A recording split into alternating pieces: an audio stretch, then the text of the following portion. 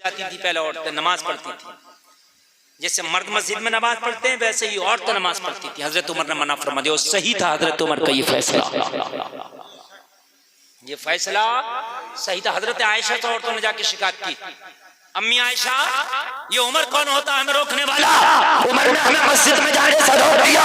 अम्मी आयशा ने फरमाया, अगर आज नबी जाहिरी तौर पर इस दुनिया में तशरीफ फरमा होते तो वो भी यही फैसला देते जो उमर ने दिया है। एक चरवाहे बकरियां चराता था, उसकी काफी अच्छी खासी बकरियां थी। रोजाना भेड़िया कभी इधर से मार लिया कभी उधर से मार लिया, उसकी रोज एक दो बकरी मारी जाती। उसने क्या काम किया, चारों तरफ से उसने बकरियों को घेरने के लिए दीवार बना दिया, बीच में दरवाजा लगाकर डंडा लेकर बैठ गया। अब बकरियां महफूज, भेड़िए परेशान, क्या करें?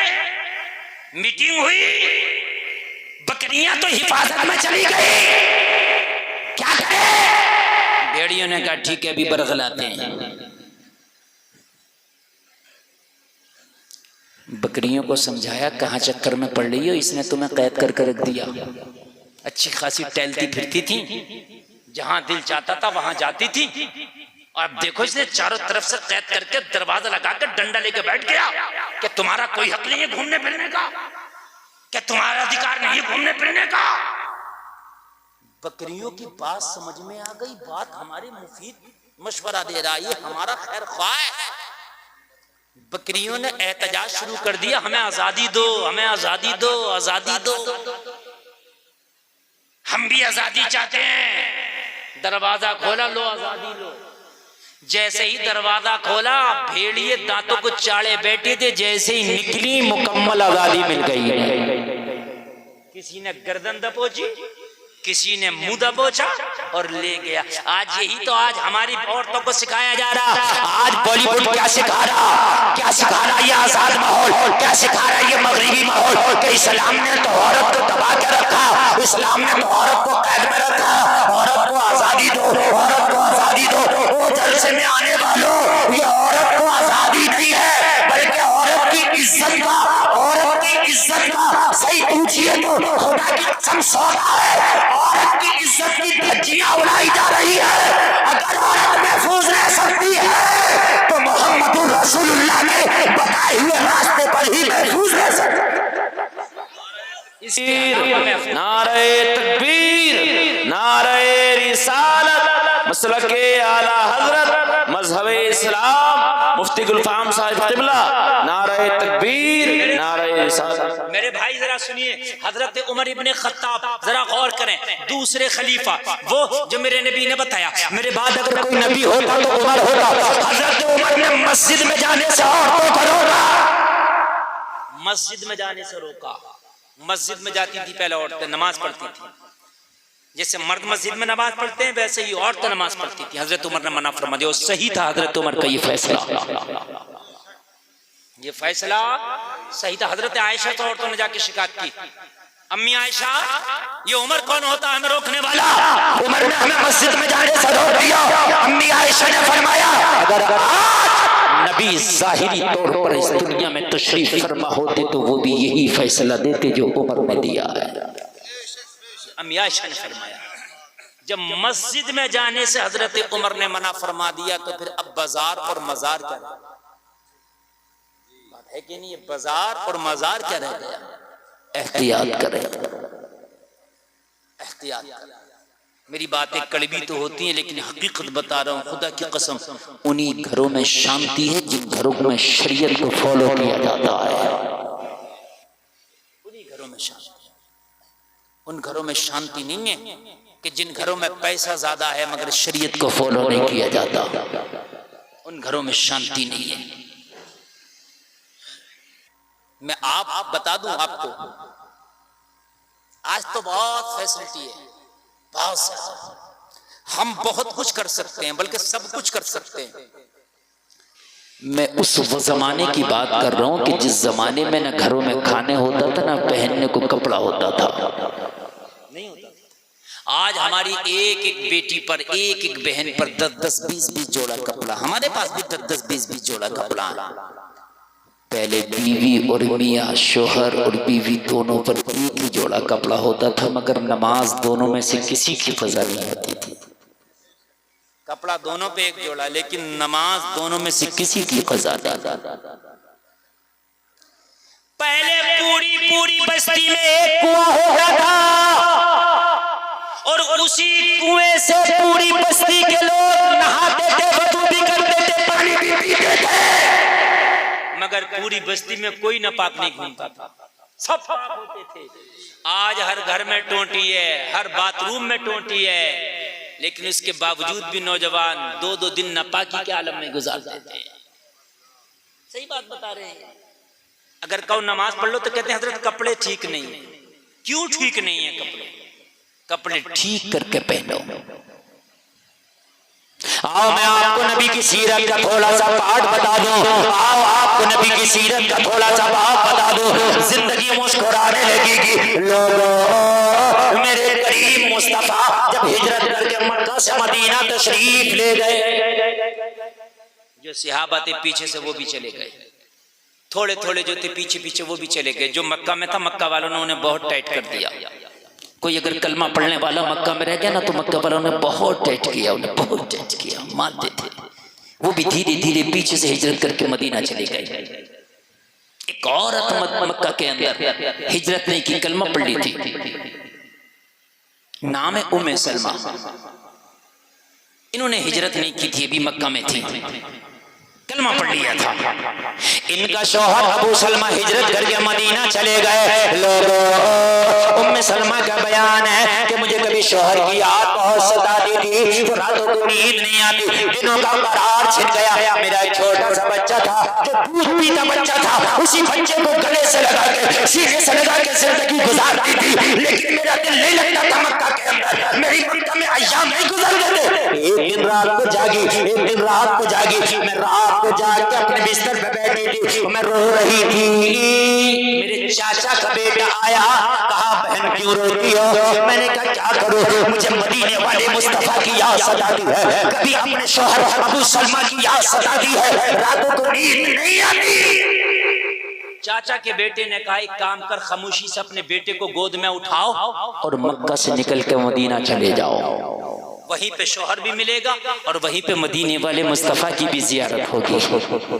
उम्मे सलमा कहती है मैंने अपने बेटे को उठाया गोद में और मैं रात में चुपके से मक्का से निकल गई। पता नहीं कैसे मेरे घर वालों को, मेरी ससुराल वालों को, मेरी ससुराल मेरे शौहर के खानदान वालों को पता चल गया कि मैं हिजरत करके निकल गई हूँ। जैसे ही मैं मक्का से थोड़ी सी बाहर क्या निकली थी, मेरा रास्ता रोक लिया गया और मुझे रोकने के बाद में कहा गया उम्मे सलमा कहाँ जा रही हो? मैंने कहा मदीना जाना चाहती हूँ, अपनी मर्जी से मक्का छोड़ रही हूँ, मुझे जाने की इजाजत दी जाए। मेरे ससुराल वालों ने कहा, मक्का के लोगों ने कहा उम्मे सलमा तुम मदीना नहीं जा सकती हो, अगर मदीना जाओगी तो ये जो तुम्हारा बेटा है दूध पीता बच्चा, इसे छोड़ के जाना पड़ेगा। ये हमारे खानदान की निशानी है, हमारे खानदान का चश्मा चराग है, हमारे खानदान का खून है। अगर इसे लेकर जाना चाहती हो नहीं जाने देंगे, इसे छोड़कर जाना चाहती हो इजाजत देते हैं। हमारा खानदान का खून है, ये हमारे खानदान का चश्मा चराग है, नहीं जाने देंगे। कहने लगी मैंने फैसला कर लिया था, अब मदीना जाकर दम लूंगी। मैंने कहा मक्का वालों, अगर मेरा बेटा मुझसे मांगते हो तो बेटा ले लो, लेकिन मदीना जाने से अब मुझे कोई नहीं रोक सकता। सुभान अल्लाह, अल्लाह करे कि तुम भी मदीना जाओ। सुभान अल्लाह, जोर से बोलो यार सुभान अल्लाह। मदीना जाने के लिए जरूर दिल में तमन्ना जरूर करना। और देखिए जो इरादे बनते हैं अल्लाह उन्हीं को पूरा करता है, जो इरादा ही नहीं बनाएगा तो फिर पूरा कहां से होगा? बात है कि नहीं? इरादा बना लो दिल में कि एक बार मौला मदीना जरूर जाएंगे, इरादा बना के रखो, इंशाअल्लाह ये किसी दिन इरादा हकीकत में बदल जाएगा। और जिस दिन हकीकत में बदल गया ना, उस दिन तेरी जिंदगी सवर जाएगी। कहने लगी अब तो मुझे मदीना जाना है। रात का आलम है, उम्मे सलमा कहती है मेरा बेटा छीन लिया गया, दूध पीता बेचा था मैंने, अपने कलेजे के टुकड़े को अपनी ससुराल वालों को दे दिया, मक्का के लोगों को दे दिया, अकेली तन्हा हूं मैं मक्का से निकली। मक्का के लोग कह रहे थे ये अकेली ये मदीना नहीं जा पाएगी, इसे जरा जंगलात से तो गुजरने दो, डर के मारे वापस आ जाएगी, अकेली औरत कैसे मदीना जाएगी? उम्मे सलमा का बयान है मैंने मक्का छोड़ दिया, मुझे बेटे की याद भी आती थी, दूध पीता बच्चा था, मैंने दूध पीते बच्चे को छोड़ा। ये मेरा रब जानता है कि मैंने कैसे छोड़ा था, मगर मदीने वाले मुस्तफा की मोहब्बत में मैंने बेटे को भी कुर्बान कर दिया, छोड़ दिया। मैं जैसे ही शहर मक्का को छोड़कर निकली, सहरा और जंगलों में पहुंची, कहने लगी रात का आलम था, डर की वजह से मुझे ऐसा लगता था कि कोई परिंदा आके मेरे ऊपर हमला ना कर दे, डर लगता था कोई इज्जत का लुटेरा आके मेरी इज्जतों पे हमला ना कर दे। कहने लगी मैं डरती डरती सफर कर रही थी, फिर मैंने मदीने का रास्ता देखा भी तो नहीं था, मैं पगडंडियों पे चल रही थी। अच्छा उस वक्त कोई सड़क नहीं था, उस वक्त कोई ऐसा निजाम नहीं था, ना कोई सवारी का इंतजाम है, ना कोई बना हुआ सड़क है, वही कच्चे रास्ते हैं, वही कच्ची पगडंडियां हैं। कहने लगी मैं अंदाजे से चल रही थी कि मदीना का रास्ता मिले तो मुझे मदीना मिले, बस ऐसा लग रहा था कि मैं जंगल में भटक गई हूँ, सहरा में भटक गई हूँ। मैं घबराहट के बारे मेरा दिल फटा जाता था। उम्मे सलमा का बयान है कि मैंने सामने से नजर उठाई तो ऐसा लगा जैसे कोई ऊंट पे सवार कोई मर्द आ रहा है। मैं डर गई, या अल्लाह कहीं कोई ये इज्जत का लुटेरा तो नहीं है, ये कोई मर्द आ रहा है। और मक्का के लोग औरत की इज्जत को खिलौने से ज्यादा नहीं समझते थे। हजरत मक्का के अंदर औरत का ये हाल था कि अगर किसी का शौहर मर जाए उसके बर्तन अलग कर दिए जाते थे, किसी के घर में बेटी पैदा हो जाए लोगों उसको जिंदा दफन कर दिया जाता था, और अगर किसी का शौहर मर जाए तो शौहर की चिता पे बीवी को लिटा के उसको जिंदा जला दिया जाया करता था। इतना बुरा माहौल मक्का का था। उम्मे सलमा कहती हैं ऊंट पे आता जब मैंने कोई शख्स देखा तो मैं घबरा गई, या अल्लाह ये कोई मक्का का कोई इज्जत का लुटेरा ना निकल आए। मैं सहम के बैठ गई, एक आड़ी के झाड़ी की आड़ में बैठी आने वाला झाड़ी के पास आया, आके रुक गया, खड़ा होकर बोला कौन हो, जरा खड़ी हो, मैंने तुम्हें देख लिया है। उम्मे सलमा कहती है मैं खामोशी से बोली मैं एक औरत हूँ, मैं खड़ी नहीं हो सकती, मुझे पर्दे का भी लिहाज है, मुझे अपना भी लिहाज है। आने वाले ने कहा अगर तुझे पर्दे का लिहाज है, तुझे अपना लिहाज है, तो तुझे खड़ी होने की जरूरत नहीं और तुझे घबराने की भी जरूरत नहीं है। एक झाड़ी की ओट में छुपने वाली खातून, तुझे डरने की जरूरत नहीं। मैं जो आया हूँ मैं कोई आम इंसान नहीं, मोहम्मद का गुलाम, एक कलमा पढ़ने वाला सच्चा मुसलमान। उम्मे सलमा कहती हैं जब कहा मैं मुसलमान हूं तो मेरे दिल में दिल पड़ गया कि अब तो कलमा पढ़ने वाला मेरा भाई अब इज्जत लुटने नहीं देगा, जान की बाजी लगा के मेरी इज्जतों की हिफाजत कर देगा, जान की बाजी लगाएगा मगर इज्जतों की हिफाजत करेगा। मुसलमानों तुम्हारी तारीख यही रही है, अगर तुम्हारा कोई पड़ोसी अपने घर से बाहर जाता था, कलमा पढ़ने वाले की बात नहीं कर रहा हूँ, गैर मुस्लिम तो अपनी जवान बेटियों को कहता था तुम मुसलमानों के, मैं मुसलमानों की मईयत में और उनके हवाले करके जा रहा हूँ, इसलिए कि मुसलमान जान तो दे सकता है मगर इज्जत में हाथ नहीं आने देगा। तुम जान से बढ़ के इज्जतों की हिफाजतें करते थे। लोगों जरा गौर करना, कहने लगा मैं कलमा पढ़ने वाला मुसलमान हूँ, तुझे परेशान होने की जरूरत नहीं है, तुझे घबराने की जरूरत नहीं है। उम्मे सलमा कहती है जब मैंने ये सुना कि मुसलमान है मेरे दिल में दिल पड़ गया,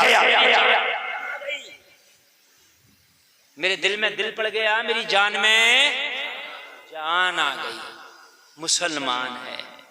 ये हाल थे लोगों तुम्हारे, ये शान थी तुम्हारी। कभी गैर मुस्लिम भी कहा करता था कि अगर अमानत कहीं रखनी है तो मुसलमान के हवाले कर दो, कलमा पढ़ने वाला सब कुछ कर सकता है मगर कभी भी ये मुस्तफा की शरीयत से खिलाफ नहीं चल सकता है, मर सकता है मगर अमानत में खयानत नहीं कर सकता। आज तो हाल ये अगर किसी का पैसा उधार ले लेना, कहता बस एक हफ्ते में दे दूंगा, एक हफ्ता ही लौट के नहीं आ रहा। सालों गुजर गए, रिश्तेदार को पैसा दिया तो रिश्तेदारी खत्म हो गई, पैसा ना मिला। सही बात बता रहे हैं। किसी से अगर आपको दोस्ती और ताल्लुकात और रिश्तेदारी खत्म करना हो तो एक बार पैसा उधार दे दो।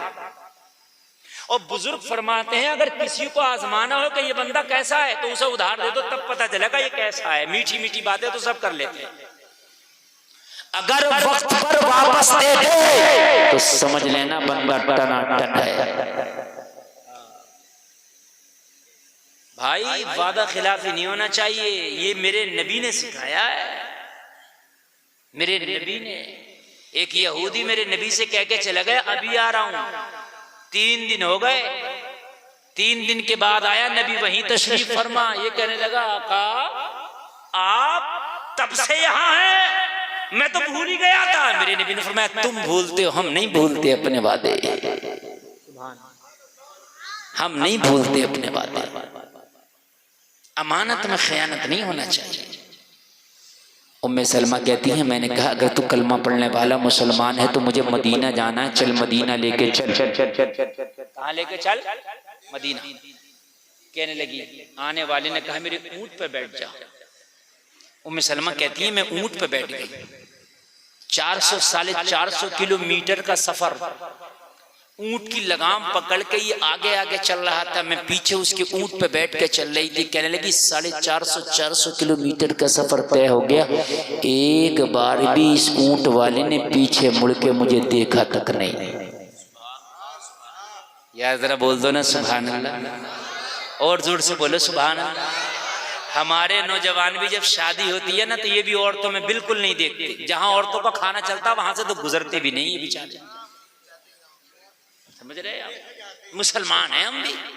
अगर तुम मुसलमान हो, वाकई मोहम्मद अरबी का तुमने कलमा पढ़ा है, शादियों में जाओ, मैं मना नहीं करता, लेकिन निकाह में शामिल होने के लिए जाओ, औरतों में शामिल होने के लिए ना जाओ। सही बता रहा हूं मेरे भाई। औरतों का हाल ये है कि वो मर्दों के हाथ से खाना खाना आजकल बहुत पसंद करेंगी, और मर्द हमारे नौजवान चाहे मर्दों में खाना खिलाएं ना खिलाएं, औरतों में खाना खिलाना बहुत पसंद करेंगे। मालूम है? उम्मे सलमा का बयान है कि अपने ऊंट पे बिठाया, मक्का से मदीना का सफर तय हो गया, लेकिन पीछे मुड़ के तक नहीं देखा। कैसा लिहाज था यार पर्दे का, कैसा लिहाज था मेरे भाई। था कि नहीं था? जी फरमाइए।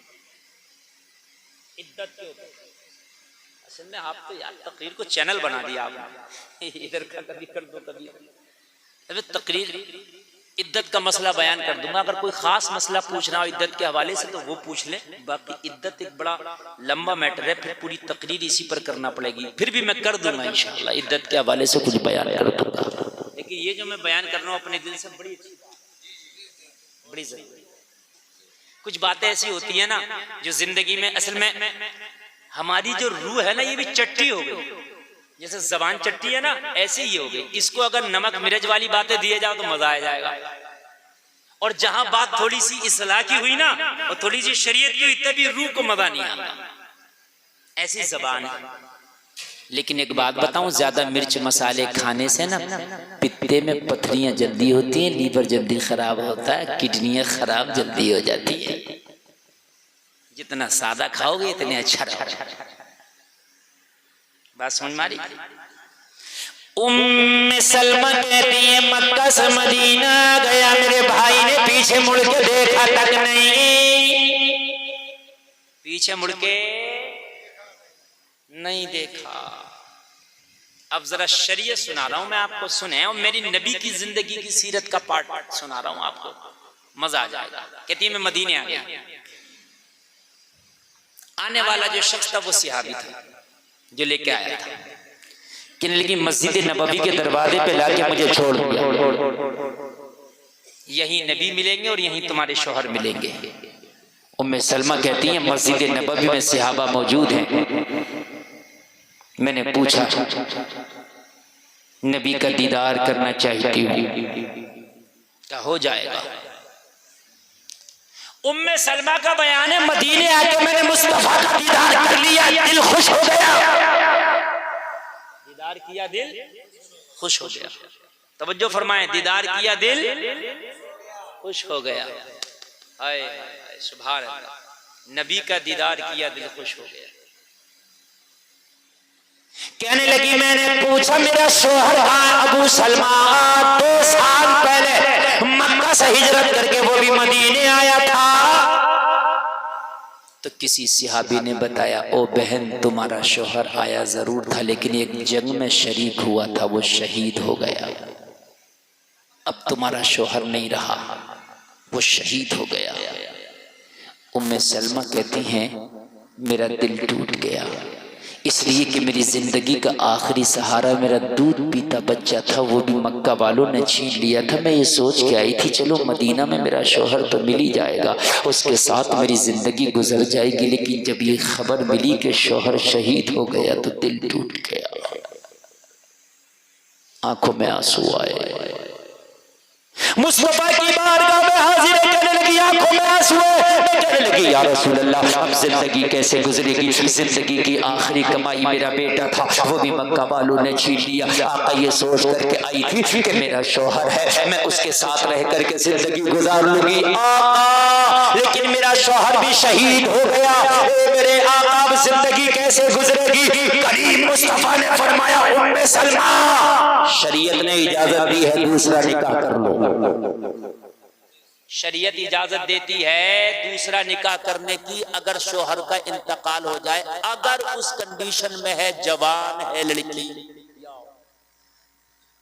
इस बात की तरफ तवज्जो दे मेरी जो मैं बात कह रहा हूं, किसी के शोहर का इंतकाल हो जाए और वो औरत जवान है, अभी शादी को 2-4 साल हुआ तो ऐसा होता है इंतकाल हो गया, तो कोशिश करके अगर वो मना भी करे उसकी शादी कराया। ये जिम्मेदारी बनती है उसके घर वालों की, इसलिए कि वो सोचती है कि मैं अपने घर वालों के सहारे जिंदगी गुजार लूंगी। लोगों घर वालों कुछ दिन के लिए अच्छा समझेंगे, कुछ दिन अच्छी लगती है बेटी, लेकिन एक दिन बाप को भी चले जाना, माँ को भी चले जाना, फिर कब तक अच्छी लगेगी बेटी। इसलिए शरीयत ने बड़ा प्यारा निजाम बनाया है। शौहर का अगर इंतकाल हुआ 4 महीना 10 दिन इद्दत करे। कितने दिन? जोर से बोले 4 महीना। इंतकाल वाले की इद्दत की जो मुद्दत कुरान ने बताई है वो 4 महीना 10 दिन बताई। समझ रहे हैं आप? अच्छा, इद्दत है क्या? ये भी सुन लें आप। कभी कभी इद्दत नहीं है, औरतें इस इद्दत को औरत के लिए आफत बना देती हैं। आफत, इस इद्दत को जहन्नम बना देती हैं औरत के लिए, जहन्नम। कैसे मालूम है? 45 का टेम्परेचर है ये गर्मी का, उसको कमरा बरांडे के अंदर कमरा दरवाजा लगा के अब इससे बाहर मत निकलना, तेरी इद्दत चल रही है 4 महीने 10 दिन तक।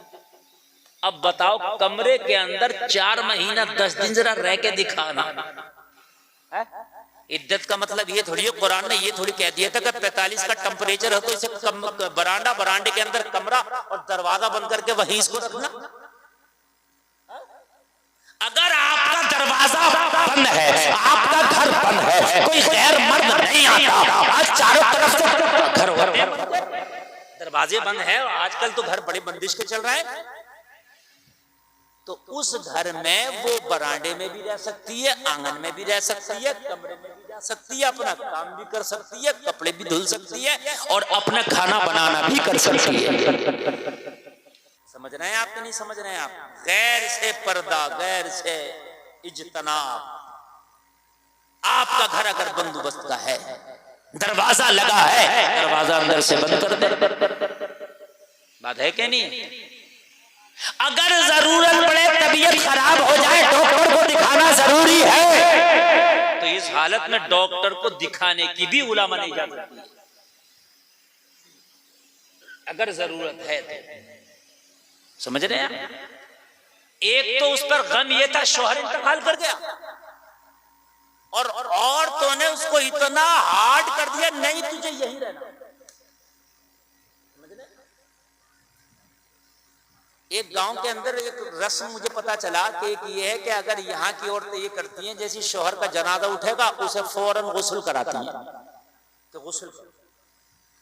जनवरी में शौहर मरा, जनवरी की कड़ाके की सर्दी, उसके शौहर का जनाजा उठा, ठंडे पानी में खींच के लेके जा रही है, अभी से गुस्ल कराओ। मैंने कहा एक तो उठ गया, दूसरा और उठवाओ जनाजा। तो ये कहां से आ गया? बाज औरतों ने इतना हार्ड बना दिया मसले को, या तो अमल नहीं करेगी बिल्कुल, और अमल करेगी तो इतना हार्ड कर दिया उसे, इतना हार्ड कर दिया कि उसको सोच के भी डर लग रहा है, उसको सोच के भी डर लग रहा है। इद्दत का मामला ये, जो महरम लोग हैं, बेटा है, भाई है, बाप है, इनसे इद्दत में भी पर्दा नहीं है। वैसे भी इनसे पर्दा नहीं है। सही माना में तो जो पर्दा इद्दत में कर रही है वो इद्दत के अलावा भी था। फिर इद्दत किस चीज का नाम है? पर्दा पहले भी था, पर्दा अब भी है, फिर इद्दत किस चीज का नाम है? इस चीज का नाम है पर्दे के साथ साथ इस इद्दत वाली मुद्दत में निकाह नहीं हो सकता, इसमें निकाह नहीं हो सकता। बात समझ में आ रही है कि नहीं आ रही है? हाँ। अच्छा, जो तलाक दे दे उसकी इद्दत अलग है, वो तकरीबन 3 महीना होती है, 3 पाकी के जब टाइम गुजर जाए। अच्छा, ये मुख्तसर बात मैंने आपको बतलाई। इस बात को पूरा कर दूं, बात बहुत तेजी से मैं पूरी करूं इसलिए कि टाइम अभी देख लूं, और टाइम हाँ बतेरा हो गया, 2 बजने जा रहा है, 1:45 हो गया। 1 घंटा मेरी तकरीर आपने सुन ली, माशाअल्लाह। बात पूरी कर दूं बात को। सुभान अल्लाह बोल तो जरा, अल्लाह आपको सलामत रखे। नहीं सुनते आप अच्छा है, थोड़े हैं लेकिन जितने भी हैं मजबूत बैठे हैं, बहुत मजबूत है। अल्लाह सलामत रखे आपको। उम्मे सलमा का बयान है कि मैंने नबी की बारगाह में इसकी आका मेरे शोहर का इंतकाल हो गया। अच्छा, एक बात और सुने आप, एक मसला बता दूं। किसी के शोहर का इंतकाल हो गया, उसको पता जब चला कि जब इद्दत की मुद्दत गुजर गई। मिसाल के तौर पे इंतकाल शोहर का आज हुआ, बाहर था, का इंतकाल हो गया, उसे पता ही नहीं चला बीवी को, और उसे 5 महीने के बाद पता चला कि मेरा शोहर का इंतकाल हो गया था 5 महीना पहले। बात समझ रहे हैं कि समझ रहे हैं? अब पता चला कि मेरे शोहर का इंतकाल हो गया था 5 महीना पहले, तो अब क्या करे? वो इद्दत करे कि नहीं करे? तो अब इद्दत नहीं करेगी, इद्दत की मुद्दत है, वो मुद्दत गुजर गई। इद्दत की मुद्दत है इंतकाल से 4 महीना 10 दिन। अब इसे पता अगर ना चला, मुद्दत गुजर गई। अब मुद्दत गुजर गई तो अब इद्दत नहीं करेगी, इसलिए कि मुद्दत गुजर गई। बात समझ में आ रही है कि नहीं आ रही? हाँ, ये मुद्दत है, इसका गुजारना है। उम्मे सलमा कहती है मैंने नबी की बारगाह में अर्ज किया, अब जिंदगी कैसे गुजरेगी? मेरे नबी ने फरमाया निकाह कर लो, शादी कर लो। मैंने अर्ज किया मुझसे कौन निकाह करेगा, मुझसे कौन शादी करेगा? मेरे पास ना माल है, मेरे पास ना घर है, मेरे पास ना दौलत है। या रसूल अल्लाह, अब कौन फौकियत देगा? ये करीम नबी है, इनकी बारगाह में कोई आ जाए तो उसको वो देते हैं जो इसकी जरूरत होती है। नबी ने फरमाया उम्मे सलमा, निकाह तुमसे कोई ना करेगा, मोहम्मद अरबी तुम्हें निकाह की दावत देता है। अगर कोई नहीं करेगा तो मैं तुम्हें निकाह की दावत देता हूँ। उम्मे सलमा कहती है मैं खुश हो गई, अर्ज़ की या रसूल अल्लाह, अगर ये मेरी किस्मत में है आपसे निकाह करना, तो इससे बड़ी मेरी खुशी के लिए कोई बात नहीं हो सकती, इससे बड़ी मेरे नसीबे की बात नहीं हो सकती। अगर आप दावत देते हैं तो मैं आपकी दावत को कबूल करती हूँ। मेरे नबी ने हज़रत उम्मे सलमा से निकाह फरमा लिया। जरा गौर करो, जरा गौर करो, जिसका कोई सहारा नहीं, मेरे नबी उसका सहारा बनने को तैयार है। कुछ लोग कहते हैं कि नबी ने 11 निकाह क्यों किए थे? सबसे बड़ी वजह तो मैंने यही बता दी, सिर्फ एक हजरत अम्मी आयशा कवारी की जिससे मेरे नबी ने निकाह फरमाया। बाकी किसी के शौहर का इंतकाल हो गया, किसी के शौहर ने तलाक दे दिया, कोई बेसहारा है, मेरे नबी ने निकाह फरमा के उन्हें सहारा दिया है। उम्मे सलमा बेसहारा है, शौहर शहीद हो गए, जंग में शहीद हो गए, बच्चा मक्का वालों ने ले लिया। उम्मे सलमा को मेरे नबी ने सहारा दिया, सहारा देते निकाह फरमाया, और निकाह फरमाने के बाद क़यामत तक के लिए मुसलमानों की मां होने का खिताब दे दिया। ये वही उम्मे सलमा है जिन्हें मेरे नबी मिट्टी देते हैं बोतल में और कहते हैं उम्मे सलमा जब ये मिट्टी खून बन जाए तो समझ लेना करबला में हुसैन को शहीद कर दिया गया है। अज़वाज में सबसे लास्ट तक हजरत उम्मे सलमा जाहिरी तौर पर दुनिया में हयात रही है,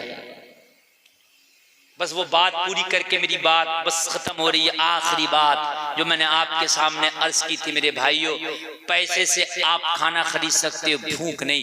पैसे से बिस्तर खरीद सकते हो लेकिन नींद नहीं। पैसे से आप मजदूर खरीद सकते हो मगर किसी का दिल नहीं। आखिरी बात बता करके अपनी बात को खत्म करूं।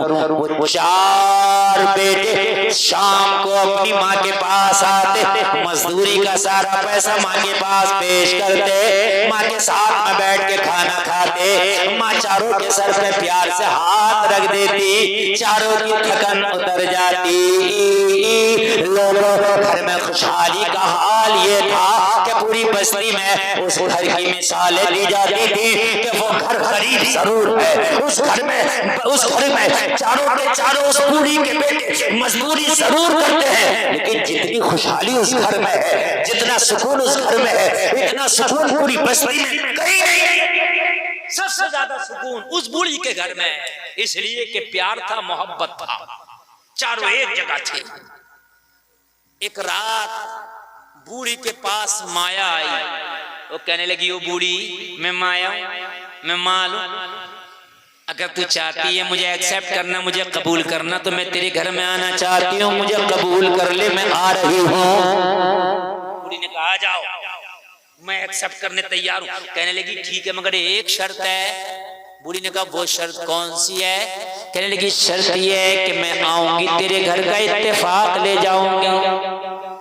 घर में इत्तेफाक है ना, इत्तेहाद। ये चारों बेटे शाम को आते हैं, एक जगह खाते हैं, चारों बेटे दुआएं लेके जाते हैं, शाम को आते हैं, तेरी दुआएं लेते हैं, ये इत्तेफाक ले जाऊंगी। बूढ़ी ने कहा माया मेरी ठोकर से चली जा, मुझे तेरी जरूरत नहीं है, मैं अपने घर का इत्तेफाक नहीं दे सकती, मेरे घर का इत्तेफाक मुझे तुझसे ज्यादा अजीज है, मुझे अपने घर का इत्तेफाक माल दौलत से ज्यादा अजीज है। माया ने कहा बूढ़ी एक बार गौर कर ले, नजर सानी कर ले, सिर्फ इत्तेफाक ही तो ले रही हूँ, इतना माल दे के रही हूँ, कहा नहीं मैं इत्तेफाक नहीं दूंगी। माया बोली अब हम भी यहीं रहेंगे, अब हम नहीं जाएंगे। कहा क्यों? माया ने कहा बूढ़ी जहां इत्तेफाक है वहीं तो माया है, जहां इत्तेफाक है वहीं तो माया है। लोगों इत्तेफाक में माया है, और अल्लाह ने कुरान में फरमाया क्या कि अल्लाह की रस्सी को मजबूती से थाम लो, तिफरकाबाजी में अपने आप को ना बांटो, तिफरकाबाजी में ना पड़ो। जलसा में आने वालों, सुकून अगर चाहते हो जिंदगी में तो मुस्तफा जाने रहमत की जिंदगी को अपना आइडियल बना लो, इंशाअल्लाह जिंदगी में बहारें आ जाएगी।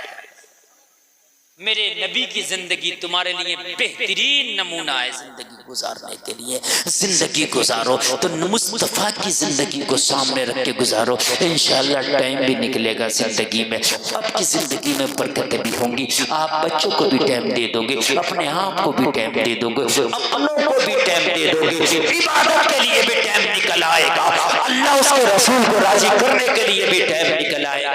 जलसे में आने वालों, नबी की जिंदगी को सामने रख के जिंदगी गुजारो, इंशाअल्लाह जिंदगी में बहारें आ जाएगी।